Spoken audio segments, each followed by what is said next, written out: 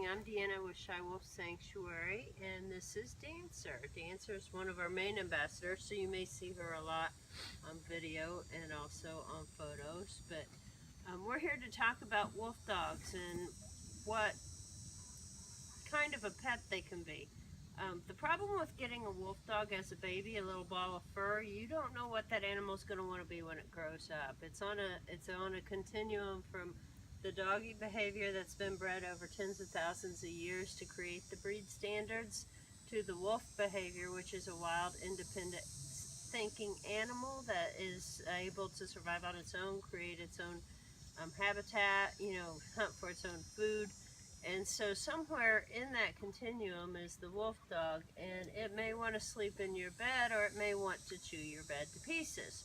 So people get these little puppies and take them home and bottle feed them and try to raise them that way. And some of them may work out wonderfully as pets. I have one that's at my house right now that's a sofa dog. But on the other hand, when they start to mature and they get to be 6 months, 12 months, 18 months old, we get a lot of phone calls from people who no longer can manage the behaviors. They exhibit behaviors that are any different than certain dogs? Certainly not.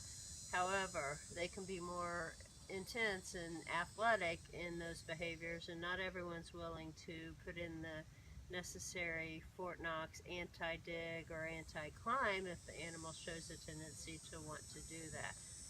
There are breeds of dogs like Huskies that are great escape artists, and typically Huskies and Shepherds are the ones that are bred with wolf dogs or wolves to create wolf dogs. So you're adding their tendencies to the wolf's independent nature, and it can be a challenge. Anyone thinking of getting a wolf dog as a pet, I would recommend going through a reputable rescue or sanctuary, volunteering.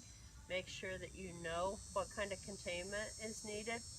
Personally, I prefer when people adopt them a little bit older, because then you know if the dog wants to be inside, outside, if it's good with kids or cats or other dogs, or not good with them. All these things become issues when people want to adopt wolf dogs, because they can't just automatically fit into a situation with cats and kids and other pets. So it's not just the wolf side of it. Again, northern breed dogs, shepherds, huskies, malamutes can have a high prey drive, but it's certainly something that you need to take into consideration.